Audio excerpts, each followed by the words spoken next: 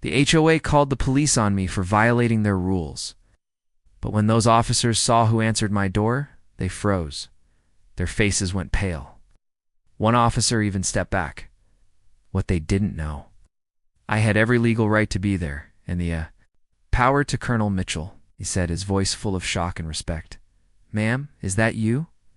Karen nodded calmly. Sergeant Torres. It's been a while. Sergeant Torres snapped to attention. The other officers looked confused until Torres explained. This is Colonel Karen Mitchell. She was my commanding officer in Afghanistan. She saved my life and the lives of 14 other soldiers. During an ambush in 2009, she received the Distinguished Flying Cross for her actions. The other officers immediately changed their demeanor. One of them looked mortified. Ma'am, Sergeant Torres said we received a call about a disturbance. Can you tell us what's going on? Karen invited them inside.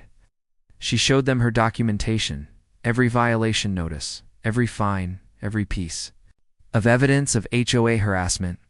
She showed them the timeline of Deborah's campaign against her, but then she showed them something else. A video. Karen had installed security cameras around her property after the harassment started, and those cameras had captured everything. The footage showed Deborah trespassing on Karen's property at night, deliberately knocking over her trash cans to create violations.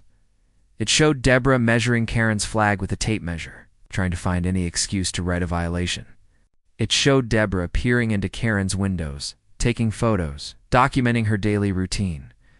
And most damning of all, it showed Deborah telling another neighbor, "Don't. I'm going to make that woman's life so miserable she'll be forced to sell. And when she does, my son's real estate company gets the listing." This wasn't about HOA rules. This was about profit. Deborah was harassing Karen to force a sale so her family could make money off the commission. Sergeant Torres' jaw tightened. Ma'am, this is stalking and harassment. This is criminal. The officers spent the next hour documenting everything. They took copies of the footage. They interviewed Karen thoroughly. And then they did something that nobody expected. The officers walked directly to Deborah Whitmore's house, 3 doors down from Karen's. When Deborah answered, she had a smug smile on her face, clearly expecting the officers to tell her they'd dealt with Karen. Instead, Sergeant Torres said, "Deborah Whitmore, you're under arrest for filing a false police report, criminal harassment, stalking, and trespassing." The smile fell from Deborah's face. What? No.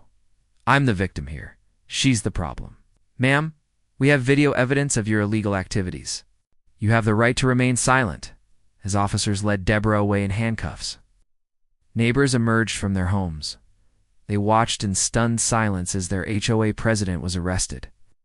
Karen stood on her porch, not celebrating, just watching. Calmly, justice was being served.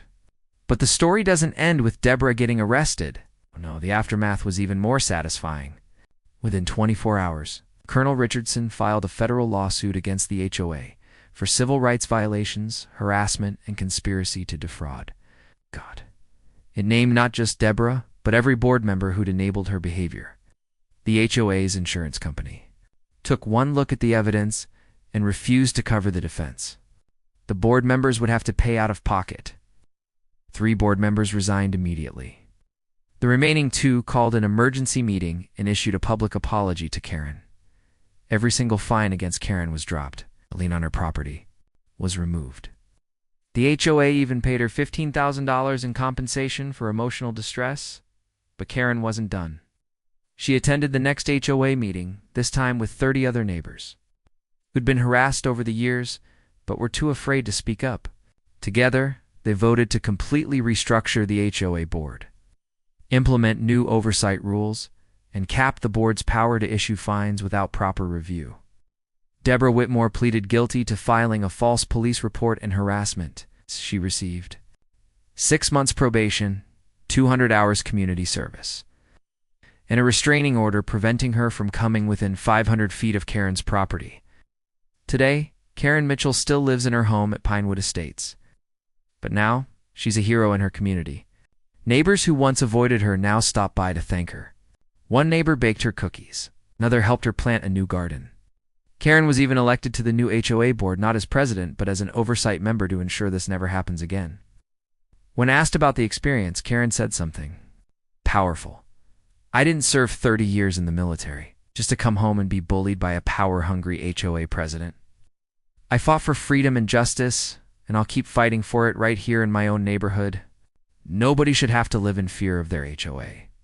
Sergeant Torres still stops by occasionally to check on Karen. They share stories about their time in service and laugh about how fate brought them together again.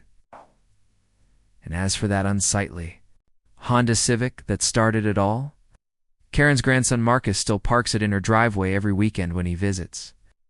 No more violation notices, no more fines, just a grandmother and grandson enjoying their time together in peace. This story teaches us something crucial about HOA abuse. It can be fought, it can be stopped. But subscribe now for weekly HOA horror stories and justice served.